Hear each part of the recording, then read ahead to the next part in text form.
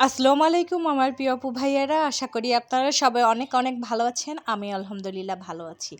আজকে আমি আমার সাজনা গাছটা রিপোর্টিং করব, বেশ কিছুদিন থেকেই করব ভাবছিলাম, তবে হচ্ছে না। আর এই যে দেখেন, রিপোর্টিং না করার কারণে কেমন যেন ফ্যাকাশে কালার হয়ে গেছে। আর ওই টবে সজনে গাছটার কালারটা কত সুন্দর গাঢ় সবুজ বর্ণের। তো রিপোর্টিং করার আগে আপনাদের দেখিয়ে দিই আমার 12 মাসি ওডিসি জাতের এই সাজনা গাছটাতে যে মারা যাচ্ছিল তা এখন কি অবস্থা। মাশাআল্লাহ, আলহামদুলিল্লাহ, আল্লাহর কাছে হাজারো শুকরিয়া। আপনাদের অশেষ দোয়াই আপনাদের দোয়ায় এবং আল্লাহর অশেষ রহমতে আমার গাছটা কিন্তু একদম ফুলে ফুলে ভরে উঠেছে। এত পরিমাণে ফুল এসেছে কল্পনার বাইরে। প্রতিটি ডাল ফেটে ফেটে ফুল বের হচ্ছে, এত এত ফুল। আল্লাহ যদি প্রতিটি ফুলের থোকায় 2টা করেও সাজনা রাখে তাহলেও কিন্তু অনেক সাজনা হবে। যেখানেই তাকায় শুধু ফুল আর ফুল। সজনেও কিন্তু ধরতে শুরু করে গেছে। আর সজনে ফুলের এত সুন্দর একটা মিষ্টি ঘ্রাণ আছে, কড়া একদম অনেকটা আতরের মতো, খুব ভালো লাগে। নিপা আপু কমেন্ট করেছিল আমার ছোট্ট সজনে গাছটা কত বড় হয়েছে আর সাজনা গাছের পরিচর্যা আমি কিভাবে করি সে নিয়ে ভিডিও করতে বলতে। তো হচ্ছে আপনাদের বলি আমি সাজনা গাছের পরিচর্যা কিভাবে করি। আর এই যে দেখছেন গাছটা কত সুন্দর, একদম ফুলে ফুলে ভরা। আসলে এটা 12 মাসই জাত, যেহেতু এজন্যে এই গাছটার যত্ন কিন্তু 12 মাসই করতে হবে। যদি সিজনাল হতো তাহলে বছরে 2বার করলেই হতো, তবে এটার কিন্তু 12 মাসই যত্ন নিতে হবে। আর যদি আপনি 12 মাস যত্ন না নেন তাহলে কিন্তু ফুল ফল একসাথে থাকবে না। হয়তো বা কখনো ফুল থাকবে, আবার কখনো ফল থাকবে কিংবা ফুল থাকবে না, মানে একবারে এক একটা বিদ্যমান থাকবে। তবে আলহামদুলিল্লাহ আমার গাছে কিন্তু সবসময়ই ফুলে ফলে ভরা থাকে। মাঝখানে গাছ গোড়া পচে গেছিলো, এজন্য একটু হচ্ছে গাছটা ফাঁকা হয়ে গেছিলো, তবে এখন কিন্তু আবারও ফুলে ফলে ভরে উঠেছে। তো চলে আসি এখানেই, প্রথমেই বলি আপনাদের যেটা হচ্ছে করতে হবে। ছোটো সজনের আমরা যারা ছোট ছোট সাজনার ডাল কিংবা চারা রোপণ করি সেগুলি অবশ্যই একটা বড় টবে লাগাতে হবে, যার গভীরতা একটু বেশি হবে। যদি গভীরতা বেশি না হয় তাহলে কিন্তু সজনে গাছ ভালো হবে না, কারণ এগুলি বৃক্ষ জাতীয় বলা যায়। তো এগুলি দেখা যায় যে একটু গভীরতা ভালো হলে, বড় পাত্র হলে, বেশি মাটি হলে সজনে গাছটা খুব ভালো হয়। এবার আসি সারের প্রসঙ্গে।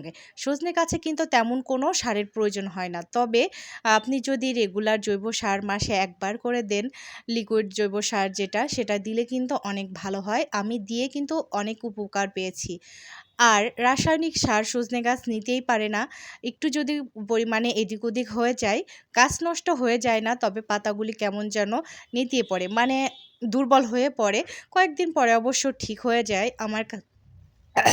আমার কাছে 2বার এরকম হয়েছে যে আমি রাসায়নিক সার দিয়েছি, তারপরে পাতাগুলো কেমন যেন ঝিমিয়ে পড়েছে। তো এতে করে আমার কাছে মনে হয়েছে রাসায়নিক সার না দেওয়াটাই ভালো। আপনারা যদি মাসে একবার লিকুইড সারটা দিতে পারেন তাহলে কিন্তু খুব ভালো হয়। আর যে উপরে আমরা সার প্রয়োগ করে থাকি সেটাও কিন্তু খুব একটা বেশি কাজে দেয় না। মানে উপরে উপরে হচ্ছে যে সবজির খোসা পচা সার কিংবা অন্য অন্য সার, ওগুলির তুলনায় লিকুইড সারটা, তরল যেটা সার, সবজি খোসা পচা কিংবা খোল পচা পানি, এটা কিন্তু সজনে গাছে অনেক উপকার আসে। আমি আমার অভিজ্ঞতা থেকে কিন্তু আপনাদের সাথে শেয়ার করছি, কারো শেখানো বা হচ্ছে কোনো গবেষণার ফল না। আমি আমার নিজের থেকে যতটুকু শিখেছি ততটুকুই আপনাদের সাথে শেয়ার করছি। আর এবার হচ্ছে সজনে গাছে কিন্তু পানি একেবারেই পছন্দ করে না। আপনারা কিন্তু মাটিটা যখন রসটা মানে কমে যাবে তখন কিন্তু পানি দিবেন সজনে গাছে। অতিরিক্ত পানি হলে কিন্তু গোড়া পচে মারা যাবে।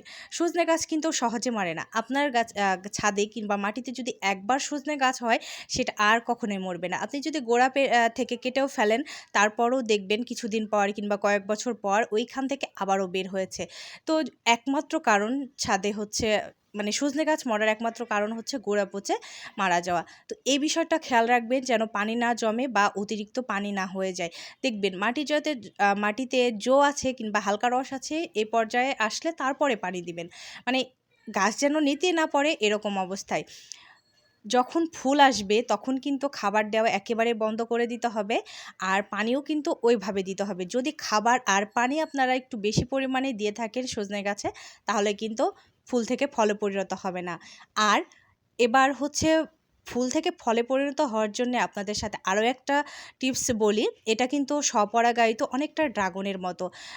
পরাগায়ন করতে হয়, পরাগায়ন ছাড়া হবে না। মরিচ যেমন পরাগায়ন ছাড়া হয়, ভিতর থেকে হয়, কিন্তু ড্রাগনের দেখেন পুরুষ ফুল আর স্ত্রী ফুলের যে পুরুষ যেই দণ্ডটা থাকে ওটা উপরে, সাজনাটা ঠিক তেমনই বেড়ে থাকে সাজনাটা। তো রেণুগুলি কিন্তু নিচে থাকে, রেণুগুলি ছোঁয়াতে হলে আপনার অনেকটা ড্রাগনের মতো। এর জন্যে কিন্তু পরাগায়ন প্রাকৃতিকভাবেই করা লাগবে, হাত দিয়ে খুব একটা ভালো হয় না, তবে একটু সেকটু হয়। আমি করে দেখেছি প্রথম দিকে, আর আমার গাছে প্রথম দিকে কিন্তু ফুল দাঁড়াচ্ছিল না। তার দুইটা কারণ, পানি আর পরাগায়ন। তো আলহামদুলিল্লাহ এবারও কিন্তু যে ফুলগুলি এসেছিল প্রথম দিকে হয়নি, তার কয়েকদিন পরে দেখি মৌমাছি ভোমরা এসেছে, তারপর থেকে দেখি আমার গাছে ফল টিকেছে। তো আপনারা অবশ্যই হচ্ছে যারা সজনে গাছ লাগাবেন ছাদে, তারা বাগানে অন্যান্য ফুলের ব্যবস্থা করবেন। অবশ্য সজনে গাছের ফুলের যে তীব্র একটা ঘ্রাণ আছে, এই ঘ্রাণে কিন্তু মৌমাছি ভ্রমর আকৃষ্ট হয়, প্রচুর পরিমাণে মৌমাছি ভোমরা দেখা যায়। তো ওরা নিজের প্রয়োজনটা নিজেই মেটাতে পারে। তারপরেও আপনারা বাগানে অন্যান্য ফুল গাছ রাখার চেষ্টা করবেন। এভাবে করে যদি আপনারা যত্ন করেন, খুব বেশি সার না, খুব বেশি পানি না, তবে একটু বড় টব, একটু বেশি মাটি, তাহলে দেখবেন সজনে গাছ খুব ভালো হচ্ছে। সেটা ডাল থেকে বা সজনের বীজ থেকে করেন, যেটা থেকেই করেন না কেন, খুব ভালো হবে।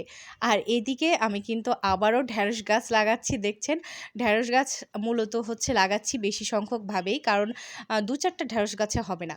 খুব সর্বোচ্চ সর্বনিম্ন ১০ থেকে ১৫টা যদি ঢ্যাঁড়স গাছ থাকে, তাহলে কিন্তু আপনার একবেলার ঢ্যাঁড়স আপনি ছাদ বাগান থেকে পাবেন। আর এর থেকে কম হলে দেখা যায় খুব একটা কাজে দিবে না আপনার ওই ঢ্যাঁড়সগুলি।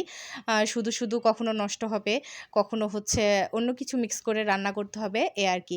তবে ঢ্যাঁড়স গাছগুলি তোলার পরে মাটিগুলির কাছে এসে দেখি একেবারেই রেডি হয়নি, প্রচুর পরিমাণে গরম হয়ে আছে। জানি না আমার গাছগুলি হবে কি না এত গরমে। একটা হচ্ছে যে মাটি তৈরি করার পরে, খাবার মিশানোর পরে যে একটা গরম ভাব থাকে, এ অবস্থায় কখনোই কিন্তু গাছ হয় না। আবার কিছু কিছু গাছ আছে হয়েও যায়। তো এখানে আমার এটা পরীক্ষা করেও দেখা হবে যে প্রতিকূল অবস্থায়, খারাপ অবস্থায়ও ঢ্যাঁড়স গাছ হয় কিনা। কারণ আমার টবে তো মাটি নষ্ট করতেই থাকে, তো ঢ্যাঁড়স গাছের টবেও এরকম বিষাক্ত কিছু জিনিস দিয়েছিল, সেখান থেকে কিন্তু ঢ্যাঁড়স গাছগুলি বেঁচেছিল, কিন্তু তবে বীজ থেকে চারা গজাতে পারিনি। এটা হচ্ছে খুবই দুঃখজনক, তবে গাছ বেঁচেছিল। আর এদিকে